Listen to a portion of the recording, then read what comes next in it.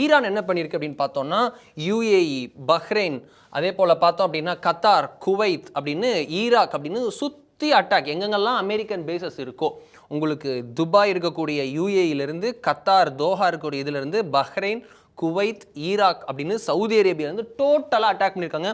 ஓமனை தவிர மீதி எல்லா நாடுகள் மீதும் தாக்குதல் நடந்திருக்கு அப்படின்றத பார்க்குறோம். இந்த டோட்டல் ரீஜியனே பதற்றத்தில் இருக்கிறது.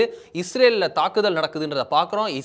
சிரியா ஏற்கனவே செதஞ்சு கிடக்குது. சிரியாவில் டோட்டலாக அவங்களுக்கு உள்ளே அவங்க ஒரு நாடு அவங்க யார் ஆட்சி செய்கிறான்னு தெரில. ISIS எழுச்சி அப்படின்னு இருக்கு.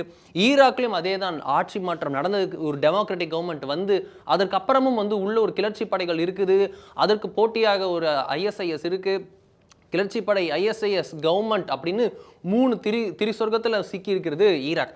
சிரியாவும் அதே தான். இஸ்ரேல் எல்லா நேரமும் போர் பதற்றம், எல்லாரும் சர்வசாதாரணமாக போய் ஷெல்டருக்குள்ள உட்காருங்கன்ற மாதிரி ஒரு சின்ன நாடு, சின்ன கல் பெத்த அப்படின்ற மாதிரி, சின்ன கல் பெத்த ப்ராப்ளம் அப்படின்ற மாதிரி பெரிய ப்ராப்ளம் எங்கே பார்த்தாலும் ப்ராப்ளம்னு இருக்கிறது.